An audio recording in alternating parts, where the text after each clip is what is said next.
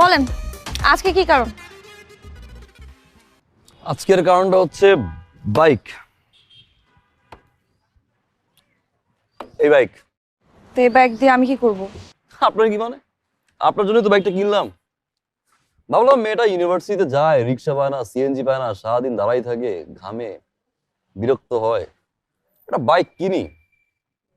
University নামাই দিয়ে আসলাম, ওইখান থেকে আবার বাসায় ড্রপ করলাম। এই জন্য কিনছি, কষ্টের টাকা দিয়ে কিনছি, মাথার ঘাম পায়ে ফেলার টাকা দিয়ে কিনছি। হুম, যাক, ফালতু কথা বলার টাইম নেই। উঠেন, পিছনে বসেন, কাঁধে হাত দিতে পারেন, এখানে দিতে পারেন, জড়াই ধরতে পারেন, আসেন উঠেন। শুনেন, তার আর দরকার নেই। আমার হবু হাজবেন্ড অলরেডি একটা প্রাইভেট কার আছে, যেটা দিয়ে এখন থেকে আমি যেখানেই যাব সেখানে সে নিয়ে যাবে এবং আমার জন্য ওয়েট করবে। আমার কাজ যখন শেষ হবে তখন সেখান থেকে আমাকে সুন্দর মতো আমার বাসায় এনে আমাকে পৌঁছায় দিবে। হবু হাজবেন্ড, এই জিনিস কবে হলো? এত কাল, মানে অনেক আগে থেকে আমাদের মধ্যে কথাবার্তা হচ্ছিল। আমাকে তারা পছন্দ করেছে এবং আমিও পছন্দ করেছি। শুধুমাত্র এখন বিয়ের তারিখটা বাকি, আর সব কনফার্ম। তো এই জিনিস নেওয়ার জন্য রাজি হলো কে, তুমি বলো। শুনেন, আমার হবু হাজবেন্ড রিফ্লেক্স কোম্পানির সিইও, বুঝছেন? ঠিক আছে, যান তাহলে আপনার হবু হাজবেন্ডের গাড়িতেই যান।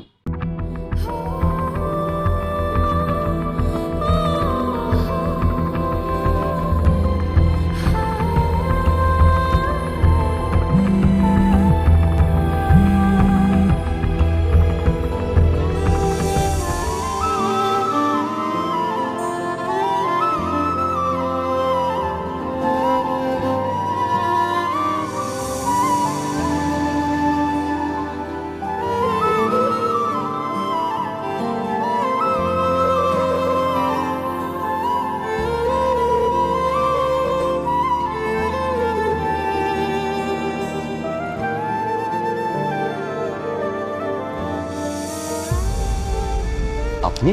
হ্যাঁ, বাধ্য হয়ে আসছি। আমি আপনাকে কত ফোন দিয়েছি, আপনাকে কোথাও পাচ্ছি না। ঝামেলা ছিল, মানে বেশ। ভালো আছেন আপনি? আমি ভালো নাই। আমার সামনের উইকে আমার বিয়ে ঠিক হয়ে গেছে। আপনি প্লিজ আমার এই বিয়েটা ভেঙে দেন, প্লিজ প্লিজ, যেভাবে হোক আমার এই বিয়েটা ভেঙে দেন।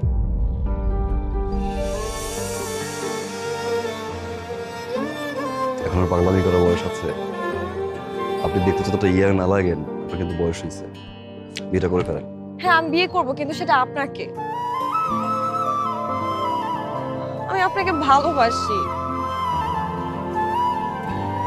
আমি সেটা বলতে পারিনি কখনো, কিন্তু আমার মনে হয়েছে এখন এটা বলা উচিত। আমি আপনাকে ছাড়া অন্য কোথাও বিয়ে করতে পারবো না। আপনি যেভাবে হোক এই বিয়েটা ভেঙে দেন না প্লিজ। আপনি যে হোক এই বিয়েটা ভাঙেন। সম্ভব না। সম্ভব না মানে? আমি জানি আপনি আমাকে ভালোবাসেন।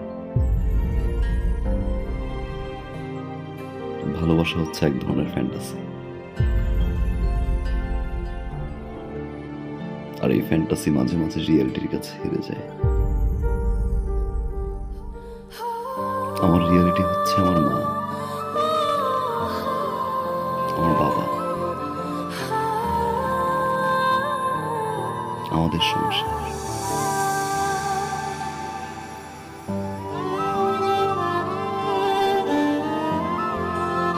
ধরে নিন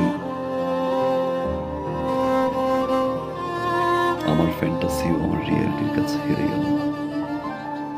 আমি আসলে এই মুহূর্তে বাবা, মা, সংসার, এর বাইরে কিছু করতে পারছি না। সরি, আপনি বিয়েটা করে ফেলেন। আমি আপনাকে ভালোবাসি। আমি আপনাকে ছাড়া বাঁচবো না। পৃথিবীর সব প্রেমিকায় বিয়ের আগে ঠিক এই কথাটাই বলে তার প্রেমিককে, কিন্তু বিয়ের পরে তারাই আগে ভুলে যায়। নতুন মানুষ, নতুন সংসার, নতুন স্বপ্নের উপরে সবকিছু ভুলে যায়।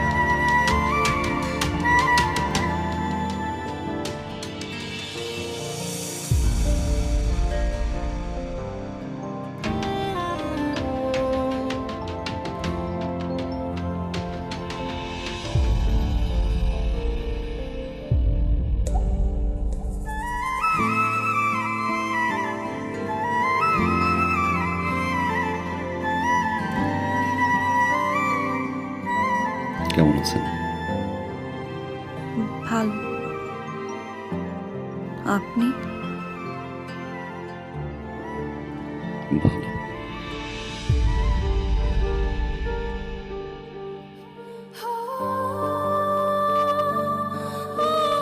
এটা রাখো ভাইয়া।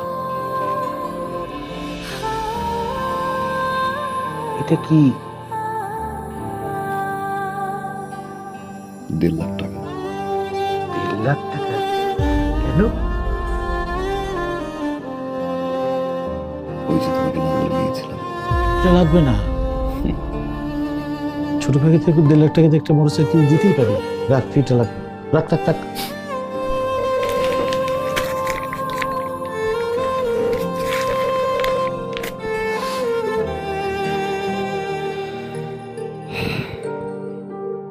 থ্যাংক ইউ ভাইয়া। Thank you.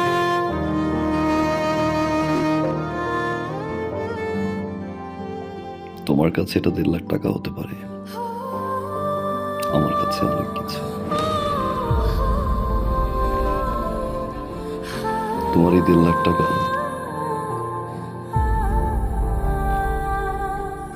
আমার এই জীবনের মোড় ঘুরিয়ে দিয়েছে ভাইয়া।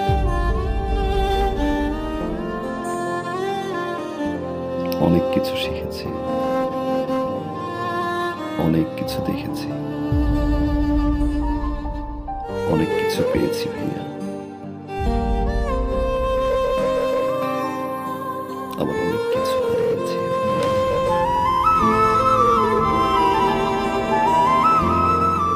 এতদিন পরে এসে আমার মনে হলো এই টাকাটা তোমাকে ফেরত দেওয়া উচিত, কারণ এই টাকাটা আমার কাছে এখন আছে।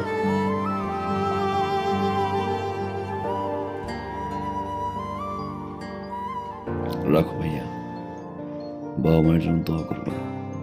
আসি ভাবি। বসবি না, কিছু খাবি?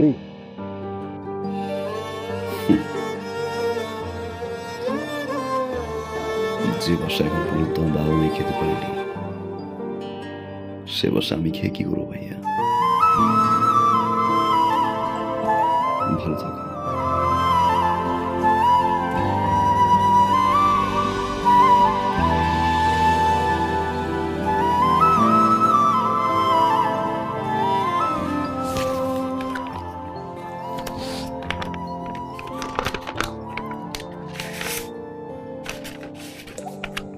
মা, আগামী 15 তারিখে আমাদের ফ্লাইট। আলহামদুলিল্লাহ আমরা হজে যাচ্ছি। আলহামদুলিল্লাহ। কিন্তু বাবা, একটা দেনা ছিল তো। দিয়ে আসছি, যার টাকা তার হাতে পৌঁছে দিয়ে আসছি। খুব ভালো করেছিস বাবা। হজ থেকে এসে ইনশাআল্লাহ বাবাকে নিয়ে সিঙ্গাপুর যাব। হার্টের ট্রিটমেন্ট ওইখান থেকে করে নিয়ে আসবো। কিন্তু বাবা, আমরা এই যে সবাই মিলে আমরা হজ করতে যাইতেছি, কতগুলো টাকা খরচ হইতেছে। তারপর তুই দেনাটাও শোধ করলি। মানে দেশের মধ্যে একটা ভালো ডাক্তার দেখাইলে ভালো হতো না? সিঙ্গাপুরে যাওয়ার দরকার কি? দেশের ডাক্তার তো রেফার করলাম। এত কিছু আমি যতদিন আছি তোমাদের সেবা করব। সারা জীবন তো জ্বালাই গেছি, এবার একটু সেবা করার সুযোগ দাও।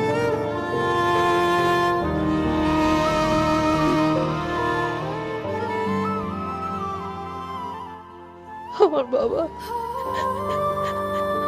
আল্লাহ তোর মাথায় রাখুক বাবা। পাগল ছিল, মানুষ হয়েছে। আমার আর কিচ্ছু লাগবে না বাবা।